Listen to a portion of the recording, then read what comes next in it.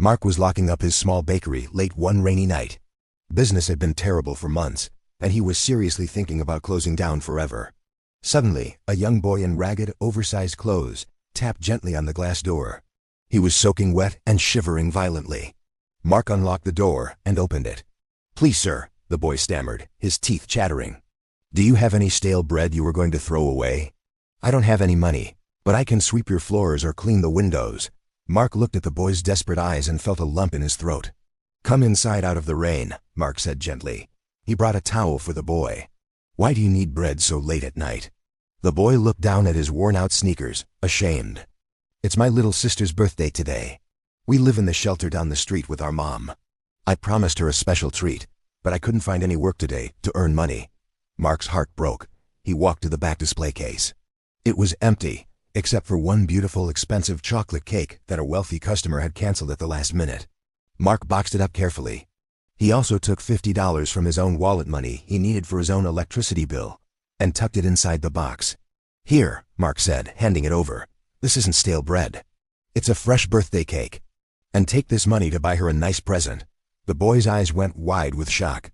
"I can't take this, sir. It's too expensive." "I can't pay you back." Mark smiled sadly. "You don't need to pay me back. Just go make your sister happy." The boy hugged Mark's waist tightly, crying, "Thank you. I won't ever forget this." Before running back into the night, 12 years passed. Mark's bakery was finally going under. The landlord had raised the rent to an impossible amount. And Mark was packing his boxes to leave. He sat on a stool, head in his hands, defeated. Suddenly, a sleek, expensive limousine pulled up to the curb. A handsome young man in a sharp-tailored suit stepped out and walked into the shop. "I'm sorry, we're closed permanently," Mark said with a heavy sigh, not looking up. The young man smiled warmly. "I'm not here to buy bread. I'm here to see the man who saved my sister's birthday." Mark looked up, confused. The man continued, his voice shaking with emotion. "I was the boy you gave that chocolate cake to. That night gave me hope when I had absolutely none. It made me promise myself I would work hard to help others. I started a logistics company 5 years ago, and it was very successful." He placed a thick legal document on the counter. "I bought this entire building this morning. You are the new owner. You never have to pay rent again. And here is a check to renovate the shop and hire staff." Mark read the deed, his hands shaking uncontrollably. Tears streamed down his face.